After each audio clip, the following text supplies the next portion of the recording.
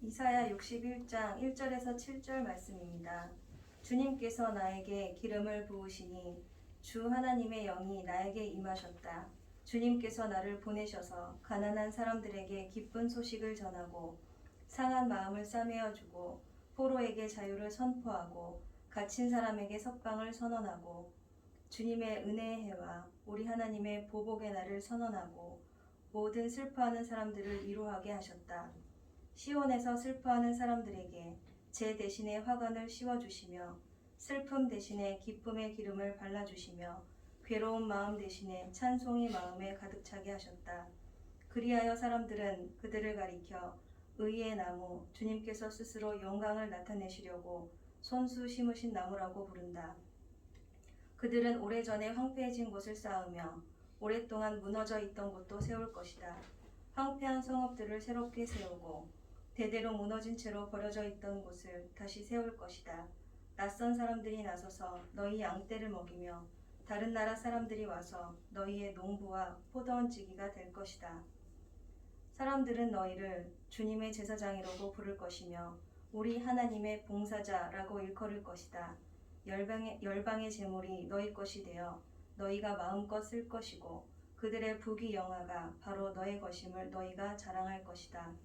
너희가 받은 수치를 갑절이나 보상받으며 부끄러움을 당한 대가로 받은 몫을 기뻐할 것이다. 그러므로 너희가 땅에서 갑절의 상속을 받으며 영원한 기쁨을 차지할 것이다. 아멘. 누가복음 4장 16절로 21절까지의 말씀입니다.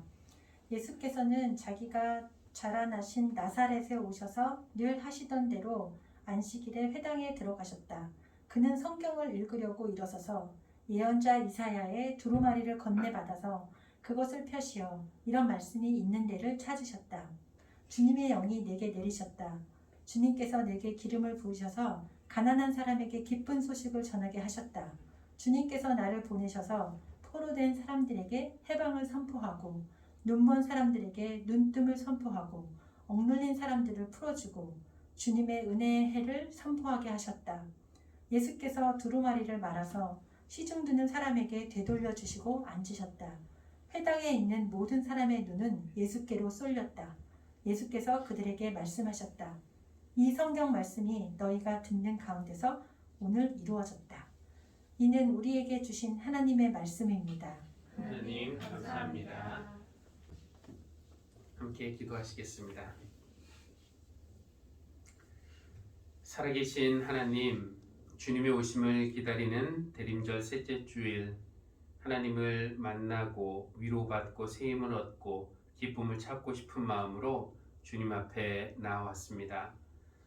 우리의 모습 생각하면 나올 자격 없지만 주님의 사랑 힘입어 나올 수 있게 하심을 감사하고 이 작고 작은 우리를 찾아오셔서 귀하다 하시며 받아주시는 우리 하나님의 이름을 찬양합니다. 우리 모두 각자의 삶의 자리에서 다른 모습으로 살아오다가 이 시간 이 자리에 모였습니다. 지난 한 주 걸어온 길은 서로 다르지만 모두 주님의 은혜와 사랑이 필요한 저희들입니다. 하나님, 여기에 모인 우리 중에는 지친 사람도 있고 슬픔을 겪고 있는 사람도 있습니다. 염려하고 두려운 이도 있고 기뻐하며 감사하는 이들도 있습니다. 그러나 하나님은 우리를 아십니다. 우리 각 사람의 필요가 무엇인지 아시고 응답해 주심을 믿습니다. 오늘 이 예배 시간이 하나님의 은혜로 말미암아 우리의 슬픔이 기쁨으로, 우리의 근심이 찬양으로, 우리의 눈물이 웃음으로 변화되는 은혜의 시간이 되도록 인도하여 주십시오. 아멘. 하나님, 이 시간 하나님 앞에서 우리의 모습을 돌아보게 하여 주십시오. 주님의 오심을 기다린다고 하면서도 여전히 우리 속에는 우리가 너무 많고 주님을 위한 자리가 없습니다. 우리 마음에 높이 올라간 교만의 산이 있다면 낮아지게 하시고 거친 땅과 같은 부분 때문에 다른 사람에게 아픔을 준다면 그런 곳을 부드럽게 다듬게 해주십시오. 열등감이나 미움이나 분노의 골짜기와 같은 부분들은 메워서 평평하게 되기를 원합니다. 두려움과 불안과 인색함 때문에 굳게 닫힌 마음이 있다면 그 마음의 문도 하나님을 향해서 또 이웃을 향해서 열어주시기를 기도합니다. 자비하신 하나님, 코로나19로 전 세계가 아픔을 겪고 있습니다. 특히 사회적으로 취약한 사람들이 재난의 영향을 가장 크게 받습니다. 긍휼히 여겨주십시오. 방역과 치료 일선에서 헌신하는 의료진들과 공무원들, 또 방역 정책에서 불공평하다는 느낌 가질 수 있지만 최선을 다해 협조하는 소상공인들, 또 생활 방역으로 거리 두기를 실천하는 시민들 격려하시고 위로해 주시며 우리가 지혜롭게 온 국민이 힘을 모아서 이 위기를 잘 극복할 수 있도록 도와주시기를 간구합니다. 하나님, 사랑하는 교우들을 위해서 기도합니다. 질병으로 치료받고 있는 이들이 건강을 회복하게 하여 주시고 또 대학과 대학원 편입, 취직 준비하는 우리 젊은이들에게 지혜와 용기와 꿈을 주시기를 기도합니다. 직장과 사업장에서 우리 성도들 꼭 필요한 존재가 되어 우리 성도들로 인해서 그들의 직장과 사업장이 복을 받게 해주시고 이웃에게 복과 은혜의 통로가 되어서 예수 그리스도의 증인으로 살기에 부족함 없도록 함께 해주시기를 기도합니다. 오늘의 예배도 하나님께서 기뻐 받으시는 예배가 되기를 원합니다. 성령께서 이 자리에 계신 줄 믿사오니 우리 마음을 열어 성령님을 환영하게 하시고 온 마음과 힘을 다해 예배할 때 크신 은혜 베풀어 주십시오. 예수님의 이름으로 기도합니다.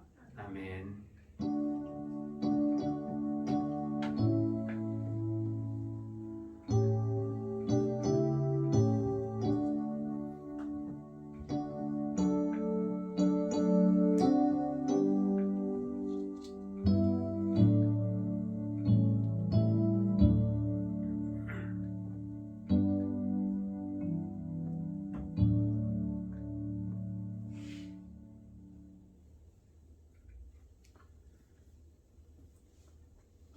어떤 사람이 살을 빼기 위해서 다음 주부터 수영장에 다니기로 결심했습니다. 그런데 다음 주가 되었는데도 수영장에 등록하지 않았어요. 왜 그랬을까요? 수영복을 입기 위해서는 먼저 살을 빼야 한다고 생각했기 때문입니다. 살을 빼기 위해서 수영을 하기로 결심을 했는데 수영복을 입기 위해서는 먼저 살을 빼야 한다고 생각하니 결국 운동은 점점 뒤로 미루고 그냥 먹고 살찌는 그 악순환이 반복되었습니다. 이런 이야기를 들으니까 오래전에 들었던 어린 왕자의 한 대목이 생각이 나는데요. 어린 왕자가 술 주정뱅이에게 물었습니다. 왜 술을 마시는지. 그랬더니 그가 부끄러워서 라고 대답을 했습니다. 왜 부끄럽냐고 물으니까 그가 대답하는 말이 술을 마셔서 라고 했답니다. 부끄러움을 잊기 위해서 술을 마시고 또 술을 마시는 자신의 모습이 더 부끄러워지고 그래서 그것을 잊으려고 또 술을 마시고 이렇게 악순환이 반복되는 겁니다. 이런 악순환의 굴레에 갇혀 있으면 거기서 벗어나는 것이 쉽지가 않습니다. 자신감이 없어서 사람들 앞에 나서지 못하는 사람이 있습니다. 자신을 조금 더 사랑하게 되고 자신감이 생기면은 그때 사람들 앞에 나설 작정이지만 자꾸만 숨고 움츠러드는 자신의 모습이 계속 더 못나 보일 뿐입니다. 열등감의 구덩이에서 빠져나와야 되는데 자꾸 자기가 그 구덩이를 파고 있으니까 열등감이 깊어지는 것입니다. 이것도 악순환이라고 할 수가 있죠. 과거의 상처에 포로가 되어 살아가는 사람도 있습니다. 그 상처에서 이제 노임받고 좀 치유받고 자유롭게 살고 싶은데 그러려면 그 상처를 직면하고 해결해야 되는데 아직은 내가 준비가 덜 됐고 내 자가 좀 더 건강해지면 그때 상처를 대면할 수 있을 것 같습니다. 그러나 아직은 못하겠어요. 그래서 지금은 그 상처를 마음 구석에 처박아 두고 있으니 그 고름이 자꾸 심해질 뿐입니다. 이것이 다른 사람 이야기이기만 하겠습니까? 모든 사람이 예외 없이 죄의 악순환의 굴레에서 벗어나지 못하고 있는 것이 인간이 처한 슬픈 현실이라고 할 수 있겠습니다. 하나님에게서 등을 돌린 우리, 우리는 그것이 하나님의 간섭에서 벗어나 자유를 얻는 길인 줄 알았는데 우리를 지으신 분에게서 멀어지면 멀어질수록 우리가 경험하는 것은 자유가 아니라 오히려 불안과 공허함이었습니다. 그런 불안과 공허함을 잊게 해줄 것을 우리는 찾았습니다. 술이나 쾌락으로, 지식으로, 권력으로, 인기로, 명예로, 돈으로, 성공으로 우리의 불안과 공허함을 해결할 수 있을 줄 알았는데 그렇게 되지 않았습니다.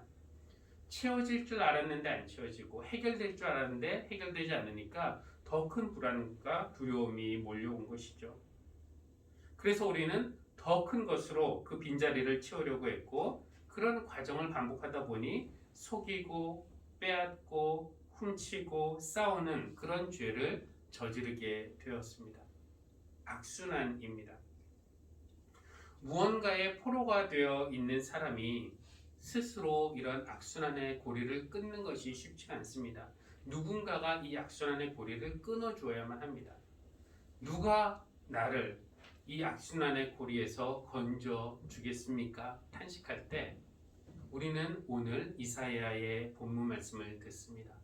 화면 보여주시면 주님께서 나에게 기름을 부으시니 주 하나님의 영이 나에게 임하셨다.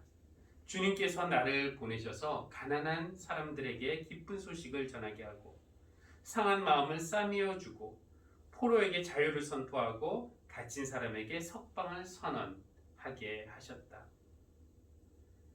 우리는 여기에서 화자, 말하는 사람이 누구인지 모릅니다. 주님께서 나에게 기름을 부으시니 라고 할 때 그 나가 누군지 우리는 아직 모릅니다. 그러나 이 말씀에서 우리가 알 수 있는 것도 있는데요. 그가 하나님의 기름 부음을 받았다는 것. 즉 그가 자기 생각대로 하는 것이 아니라 하나님의 의도대로 자기 능력이 아니라 하나님이 주신 그 능력으로 일하신다는 것을 알 수 있고요. 그리고 그 일이란 무엇인가? 상한 마음을 싸매어 주는 것, 포로에게 자유를 선포하는 것, 갇힌 사람에게 석방을 선언하는 것, 즉 죄를 짓고 그것 때문에 불행하고 고통당하고 또 죄를 짓는 이런 악순환의 고리를 끊어주는 것이 이 기름 부음 받은 자가 하는 일이라는 것을 우리는 알 수 있습니다. 1차적으로 이 말씀은 이사야가 활동했던 상황을 보면은 이 말씀은 바빌론에서 포로로 살고 있던 유대인들 그리고 포로 생활에서 예루살렘으로 귀환한 유대인들에 대한 그런 말씀임을 우리가 알 수가 있습니다. 이 기름 부음 받은 자를 통해서 하나님이 이루고자 하시는 것은 황폐된 그 이스라엘을 다시 세우는 것입니다. 그래서 바빌론에서 돌아온 그 포로들이 하나님의 백성으로 온전히 회복되고 그들이 영원한 기쁨을 누리면서 하나님이 의도하신 그 제사장 나라로서 살아가는 것을 하나님이 의도하시는 것입니다. 예루살렘을 다시 세우는 것. 그런데 4절을 한번 보시면은요. 이렇게 되어 있습니다. 그들은 오래전에 황폐해진 곳을 쌓으며 오랫동안 무너져 있던 곳도 세울 것이다. 황폐한 성읍들을 새로 세우며 대대로 무너진 채로 버려져 있던 곳을 다시 세울 것이다. 이 구절에 의하면은 황폐해진 예루살렘을 다시 세우는 주체는 하나님이 직접 하시는 것도 아니고 기름 부음을 받은 자가 하는 것도 아니고 그들입니다. 그래서 주어가 그들은 이라고 되어 있습니다. 그러니까 황폐해진 곳을 다시 쌓는 일도 그들이 해야 되는 것이고 무너져 있는 곳을 다시 세우는 일도 그들이 해야 하는 것입니다. 그렇다면 그들은 누구일까요? 그들은 바벨론에서 돌아온 포로들입니다. 이 이스라엘 역사에서 가장 큰 사건 두 가지를 꼽으라 그러면은 그것은 출애굽과 바벨론 포로 사건 이 두 가지를 꼽을 수가 있는데 아직 이스라엘이라는 나라가 생기기도 전에 이 히브리 민족들 민족 떠돌아다니던 이 민족이 이집트에 정착해서 그 이집트에 종살이를 하고 있었는데 하나님께서 그들의 부르짖음을 들으시고 모세를 통해서 그들을 이집트에서 구원해 내신 것 이것이 출애굽 사건이죠. 그 갈라진 홍해를 빠져나오면서 그들은 자유를 얻었는데 자유만 얻은 것이 아니라 그들은 나라를 얻게 된 것입니다. 그리고 40년이라는 세월이 걸리긴 했지만 땅을 얻게 되었습니다. 그러니까 이 출애굽 사건을 통해서 이스라엘이라는 새로운 나라가 탄생을 하게 된 것입니다. 중요한 사건이죠. 신생 국가인 이스라엘은 처음에는 잘 자랐습니다. 하나님이 어린 아기를 키우듯이 모든 필요한 것들을 제공해 주셨기 때문입니다. 그리고 부모가 자녀에게 하듯이 하나님은 충분한 사랑을 이스라엘에게 베푸셨고 때로는 엄격한 훈련을 시키셨고 또 해야 할 것과 하지 말아야 할 것들을 가르치셨습니다. 물론 민족적으로 사춘기와 같은 때를 맞이한 적도 있었습니다. 하나님에게 반항하기도 했고 또 가출하듯이 하나님을 떠나기도 했고 죄를 지었고 돌아와서 용서를 받기도 했습니다. 그러다가 다윗 왕과 솔로몬 왕 때는 나라가 천성기를 누렸습니다. 아주 건강하고 부유한 나라가 되어서 이웃 나라들이 무서워 떠는 나라, 그들에게서 조공을 받을 만큼 강하고 큰 나라가 되었습니다. 큰 복을 받은 것이죠. 그런데 그들이 받은 이 세상적인 복이 그들에게 화가 될 줄 누가 알았겠습니까? 복을 받으면은 그 복을 감사하고 그 복 주신 분에게 더 순종하고 겸손하고 더 나누고 그래야 맞는데 사람이 어디 그렇습니까? 잘 되면은 내가 잘나서 내가 열심히 했기 때문에 아니면 내가 운이 좋아서 성공한 줄 알았죠. 그렇게 그들의 삶에서 하나님은 점점 사라지고 온통 내가 나만 남았습니다. 더욱 감사하는 대신에 더 가지지 못해서 더 조급해졌습니다. 더 겸손해지는 대신에 그들의 교만이 하늘을 찔렀습니다. 더욱 순종하라고요?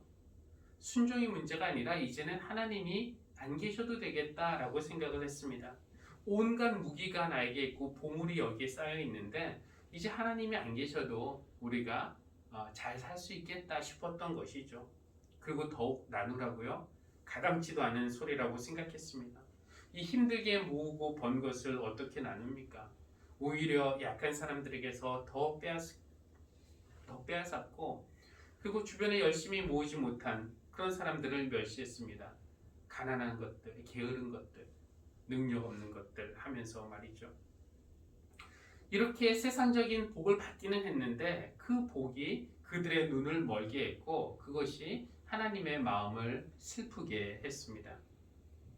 그들이 이 길로 그냥 계속 가겠다고 하면은 그들을 기다리고 있는 것은 심판뿐입니다. 그들이 지금이라도 달려가던 그 길을 멈추고 방향을 바꿔서 하나님께로 되돌아온다면은 심판의 낭떠러지에서 떨어지지 않겠지만 계속 달려가겠다고 하면은 떨어질 수밖에 없었습니다. 그래서 하나님은 예언자들을 보내셨어요. 그리고 그들을 그렇게 말리시고 막으셨지만 그들은 끝내 돌아오지 않고 계속 그 길을 달렸고 결국 그 심판의 낭떠러지에서 떨어지고 말았는데 그것이 바빌론 포로 사건인 것입니다. 주전 587년의 일인데 바빌론 군대가 예루살렘을 완전히 함락시켰습니다. 예루살렘이 망했어요. 성전이 무너졌습니다. 당시 왕이었던 시드기야는 여리고 평원에서 바빌론 군대에게 붙잡혔습니다. 그 시드기야의 신하들과 군사들은 왕을 다 버리고 뿔뿔이 도망갔고 왕은 체포되었고 왕의 아들들도 같이 붙잡혀서 왕 앞에서 처형을 당했습니다. 그런데 다행인지 아닌지 시드기야는 자기 아들들이 자기 앞에서 처형당하는 그 모습을 볼 수는 없었어요. 이미 바빌론 군대가 그의 두 눈을 빼버렸기 때문입니다.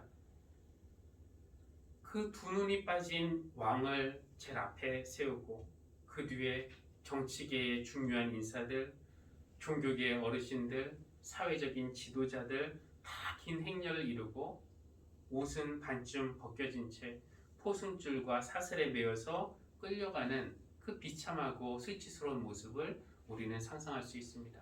그리고 바빌론에서 70년간의 포로 생활, 그들은 눈물로 그 세월을 보냈습니다. 언제 끝날지 모르는 이 어둠의 긴 터널, 그들은 바빌론 강가에 앉아서 이제 끝났다. 희망이 없다. 하나님이 우리 버리셨다. 하나님이 우리 잊으셨다. 그렇게 탄식하며 포기하려고 할 때 하나님은 예언자의 입을 통해서 어머니가 어찌 제 자식을 잊겠느냐. 비록 어머니는 제 자식을 잊을지라도 나는 결코 너희를 잊지 않겠다 라고 말씀하십니다. 너희를 내 손바닥에 새겼다. 그러니까 잊을 수가 없는 것이죠. 그리고 하나님이 하시는 일, 누군가를 지정하신 다음에 그에게 성령을 부어주십니다. 그리고 그를 보내십니다. 사명을 주시면서. 어떤 사명입니까? 내 백성에게 기쁜 소식을 선포해라. 그들의 상한 마음을 싸매어 주어라. 포로된 그들에게 자유를 선포해라. 갇힌 그들을 석방해라. 슬퍼하는 그들을 위로해라. 그리고 그들에게 희년을 선포해라. 그래서 기름 부음을 받은 그 분은 한때 포로였기 때문에 가난하고 깨지고 갇혔고 슬픔에 잠긴 포로들을 예루살렘으로 데리고 왔습니다. 그리고 그가 그들에게 제 대신 꽃으로 만든 관, 화관을 씌워줍니다. 그가 그들에게 슬픔 대신 기쁨의 기름을 부어줍니다. 그가 그들에게 괴로운 마음 대신에 찬송이 그들 마음에 가득 차게 하십니다. 그래서 그들은 힘을 얻어요. 그리고 오랫동안 무너져 있던 그 예루살렘을 다시 세웁니다. 그 모습을 보면서 세상 사람들은 그들을 이제 더 이상 포로라고 부르지만 않고 뭐라고 부릅니까? 주님의 제사장, 우리 하나님의 봉사자 이렇게 부르게 되고 열방의 재물이 그들의 것이 되고 그들이 70년간 받은 수치 갑절로 보상받고 영원한 기쁨을 차지합니다. 이것이 이사야 예언의 시나리오인데 실제 역사는 이 예언대로, 이 시나리오대로 되지 않았습니다. 실제로 포로들이 돌아와서 예루살렘 성벽을 다시 쌓고 또 그 무너졌던 성전을 재건하기도 했지만 옛날 다윗과 솔로몬의 영광에는 훨씬 미치지 못했습니다. 게다가 이방 민족들의 칭송을 받고 그들의 고생이 갑절로 보상받고 열방의 재물이 그들의 것이 되고 영원한 기쁨을 누릴 것이라는 예언은 보기 좋게 빗나갔습니다. 고향에 돌아온 기쁨도 잠시뿐이었고 바벨론에서 포로 생활했던 그들은 그 다음에 온전한 자유를 누린 것이 아니라 그 다음에는 페르시아, 그리고 그 다음에는 그리스, 그 다음에는 로마의 공격을 차례로 받고 식민지 나라가 되는 신세가 되었습니다. 그러면 이사야의 이 예언은 틀린 것일까요? 그렇게 보였습니다. 이 예언은 어둠 속에 폐기된 것처럼 보였습니다. 그런데 이 예언이 다시 조명을 받은 것은 바로 우리 예수님 때였습니다. 공생애를 시작할 무렵에 예수님은 당신의 고향 나사렛 회당에 들어가셨습니다. 그날 예수님이 말씀을 읽게 되었는데 이사야의 두루마리를 펴서 찾으신 부분이 바로 오늘 우리가 읽은 이사야 61장이었습니다. 주님의 영이 내게 내리셨다. 이 구절로 시작해서 주님의 은혜를 선포하게 하셨다 라는 구절까지 읽으신 다음에 예수님이 청중에게 하신 말씀, 이 성경 말씀이 오늘 너희가 듣는 가운데서 오늘 이루어졌다. 그냥 폐기된 줄 알았던 옛 예언이 예수님 안에서 새롭게 살아난 것입니다. 예수님은 이 말씀을 읽으심으로써 당신이 이 땅에 오신 이유가 무엇인지 우리에게 알려주시는데 우리에게 구원의 기쁜 소식을 전해주시기 위해서, 우리의 상한 마음을 감싸주시기 위해서, 우리의 슬픈 마음을 위로해 주시기 위해서, 우리에게 자유와 기쁨을 주시기 위해서 당신이 왔노라고 선언하시는 것입니다. 그리고 우리에게 그렇게 해주시는 목적, 우리를 구원해 주시는 목적은 하나님 나라를 같이 세우자고 하기 위해서, 이사야 61장 4절의 말씀에 따르면 그들은 오래전에 황폐해진 곳을 쌓으며 오랫동안 무너져 있던 곳도 세울 것이다. 그렇다면은 그들은 누구입니까? 바벨론 포로에서 해방된 주전 6세기 유대인들만이 그들이 아니고, 만약 여러분이 우리 주님이 전해주신 기쁜 소식을 들으셨다면은 여러분이 그들이 되는 것입니다.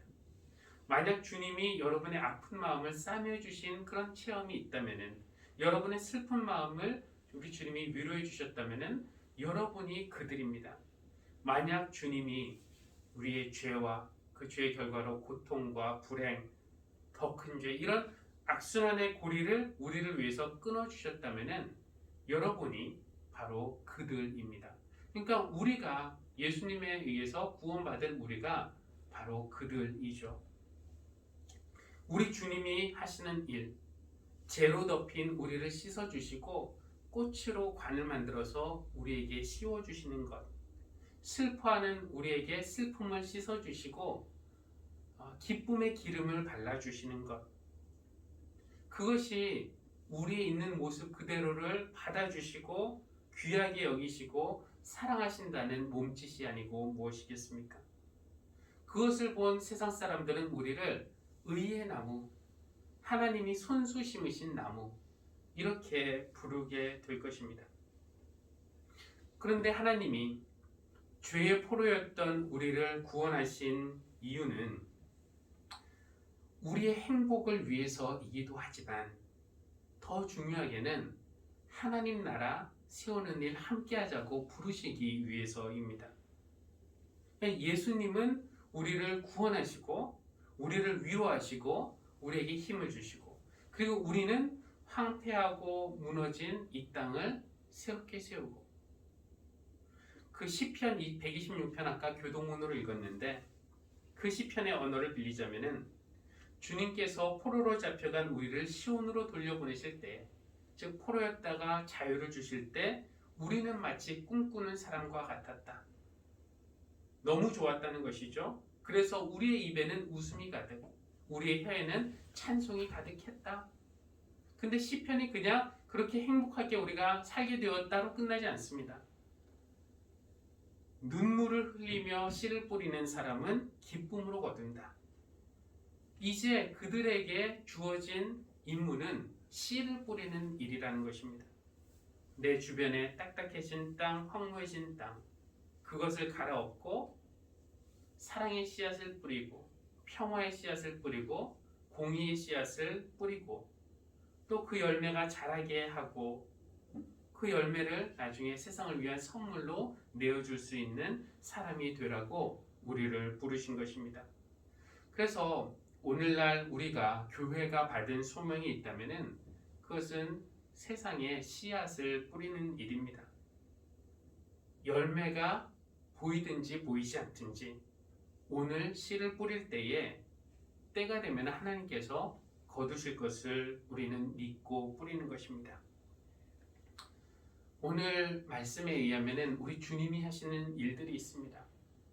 가난한 사람에게 기쁜 소식을 전하는 일, 아픈 마음을 싸매어 주는 일, 슬픈 사람을 위로해 주는 일, 갇힌 자를 자유롭게 하는 일, 죄 대신에 화관을 씌워주는 일, 슬픔 대신에 기쁨의 기름을 발라주는 일, 이것은 우리 주님이 하시는 일인데, 주님의 일이면은 곧 우리의 일이기도 합니다. 그래서 주님의 오심을 기다리는 동안 여러분 누군가에게, 내 곁에 내가 할 수 있는 누군가에게 이런 일들 해보시면 어떻겠습니까? 물론 하다가 열매가 있겠나 의심이 들 수도 있겠고요. 헛수고 아닌가 회의적인 생각 들 수 있습니다. 그래서 우리는 눈물로 씨앗을 뿌리는 것입니다. 그래도 이렇게 뿌리고 나면은 그 결과는 하나님이 책임져 주실 것입니다. 사도 바울이 권면했던 그런 말씀이 있는데, 그 말씀으로 우리가 서로를 권면하면 어떻겠습니까? 다음 페이지 갈라디아서 6장 9절 이 말씀으로 서로를 권면하겠습니다. 함께 읽겠습니다. 시작. 선한 일을 하다가 낙심하지 마십시오. 지쳐서 넘어지지 않으면 때가 이를 때에 거두게 될 것입니다. 아멘. 기도하겠습니다.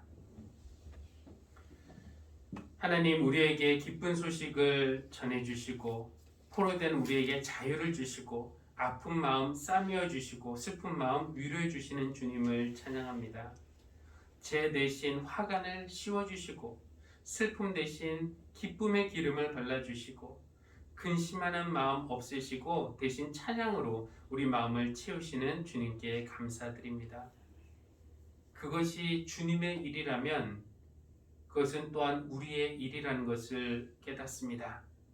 오늘 우리가 누군가에게 주님이 우리에게 행하셨던 그 일들을 행하는 것이 바로 눈물의 씨를 뿌리는 것이고 황폐해진 곳을 다시 쌓는 일이고 하나님 나라를 살아가는 방법임을 믿습니다. 주님이 우리에게 주신 힘으로 이웃을 힘있게 하게 하시고 주님이 우리에게 주신 기쁨으로 슬퍼하는 이웃을 위로하게 하시고 주님이 우리에게 주신 자유로 자유롭게 섬기며 사랑하게 하여 주십시오. 눈물로 씨앗을 뿌릴 때 기쁨으로 단을 거둘 줄 믿습니다. 낙심하지 않고 선한 일을 행할 때 주님의 때에 거둘 줄 믿습니다. 그런 믿음으로 우리 주님 오실 때까지 맡겨진 사명 잘 감당하는 우리 교회가 되게 하여 주십시오. 예수님의 이름으로 기도합니다. 아멘.